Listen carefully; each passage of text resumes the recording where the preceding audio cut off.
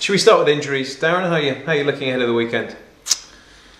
Nugent's going to be fit. Percival's doubtful, I would say. That's a bit really, isn't it? Vassell's obviously still out, so no, I think really Percival's the only one we're going to wait on. That's that eye injury, still swollen, is it? Still shut. It's got worse actually. So he's seen an eye expert yesterday, so there's actually no damage to the inside of the eye, but we're just going to get a scan on it this afternoon, just above the eyebrow, in case there's a fracture there, because the swelling hasn't gone down at all. Perhaps that's just the way his body heals, you know, we'll have to wait and see, but we'd have to see. At the moment he's doubtful for Saturday. Good news that Nugent will be fit though, because he's been good so far, hasn't he, since he joined you on loan? He's been very good, very solid. Obviously it gives you the left foot, which gives you the balance between the two centre halves. Good talker and a good leader, you know, and I think he's shown that. He's shown good stature in the games he's played. So yeah, you're right. Obviously if he's fit, he's going to come into my thinking. Bostwick and Asomba longer on the bench on Tuesday night. You were saying that both are a bit fatigued. Do they need a bit longer on the bench to get back to their levels, or do you think they'll be okay for a start this weekend? I've still not made a decision on that. It's not just physical, the physical aspect where they get the rest, is mentally as well, and that's something that I'm a big believer in. So I've still not made a decision on that. I think they got just over half an hour, both of them, the other night. But it will have freshened them up to a degree. But obviously I've still got 48 hours before I make a decision on them too. Yeah, I mean, from the outside looking in, people may say, well, why are you resting your top scorer? But there's more to it than that, isn't there? A player who hasn't, I mean, he obviously had a full season under his belt playing for Southend last term, but he's still quite early on in his development in terms of league football, so you have to be a bit careful, don't you? Well, it's an understandable question in terms of why would people sit back, but I've got to think of not just Tuesday and then perhaps Saturday. I've got to think of where I think we're going to be, which is obviously hopeful that we're going to be in the playoffs. Not taking anything for granted, we've got to get there first, but we've still got 13 games to go. It's a lot of games left, you know. Effectively it's nearly a third of a season, just short of it. And to bring players in like I did in January, and obviously some left, I think it would be foolish of me just to keep picking the same players. I've got to have a freshness to the team. After speaking to the boy on Monday, and people generally just see the games I see, obviously them every day, there was no question in my mind that I was always going to rest them. Yeah, and 13 games, as you're saying, you've still got Wembley coming up as well, and we're in March, aren't we? So there's only a couple of months left of the regular season, and all those games to cram in. So there's still a long way to go. There is, and apart from the week between the Milton Keynes and Rotherham games, there's 3 games a week, and that comes into my thinking as well. So it's disappointing the last 2 results, because that would have probably made it a little bit more comfortable and a bit more easier to freshen it up in terms of my selection. But it's something I will look at, possibly, that the period of games we've got, it would be hard for me to keep picking the same team every game. What do you make of Crewe? Obviously a team down there scrapping for their lives, aren't they, at the moment? They are. They drew with Swindon 1-1. They got beat by Stevenage 1-0 in the last couple of games that I've watched. It was a game I felt, and it was early part of the season, we should have won up there. We were quite dominant. But they've got some individuals that will certainly hurt you, as most teams in the league do.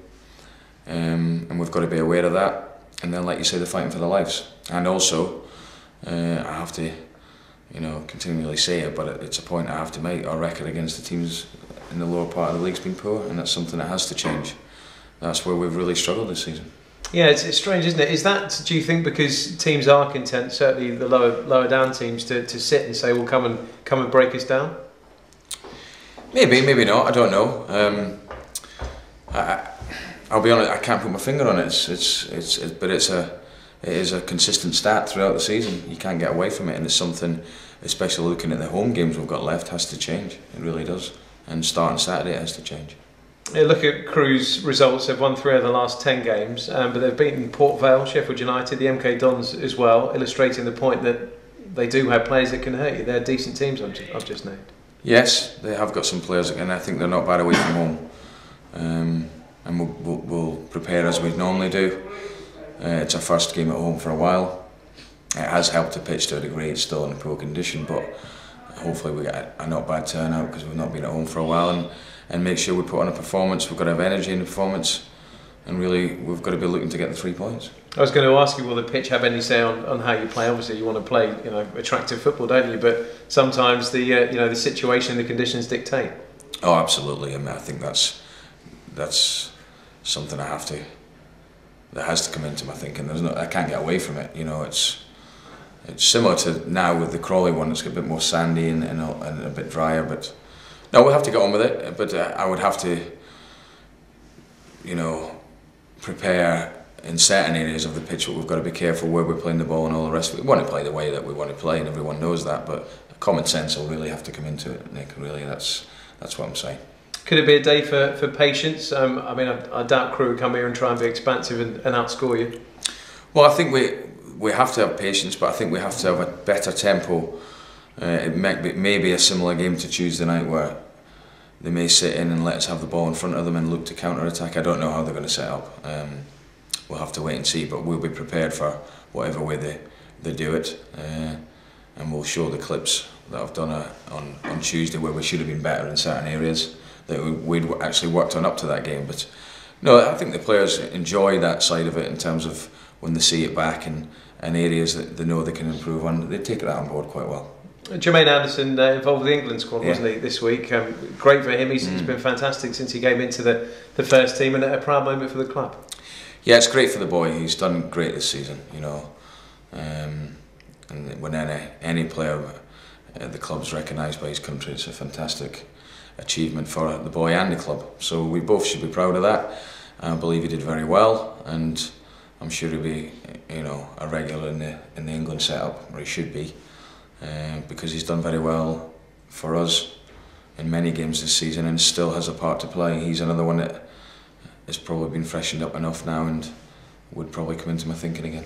Yeah, I was thinking to myself, looking at that young England squad, how many of those players would have had the experience that he's had. He's played quite a few League One games now, which I guess shows where he is in his development. Yeah, no, he's probably had the most experience, and I know that there's a few of them. The boy Dale Alley from Milton Keynes played on Monday. He's got a bit of experience, but I don't think he's played as many games as Jermaine. So no, he's a very composed lad, both on and off the pitch. He's got a great temperament. Nothing really phases him. So I know he enjoyed it, and that's the main thing. Would he be back in the squad then for this weekend? He'll be back in the squad, yeah. And in terms of, going forward, obviously you were saying earlier you don't want to get complacent with the playoff places. It's key, isn't it, to try and cement them as soon as possible. The teams below you are dropping points, but you still need to get over the line and make sure you're in that top six. Yeah, that's 39 points to play for.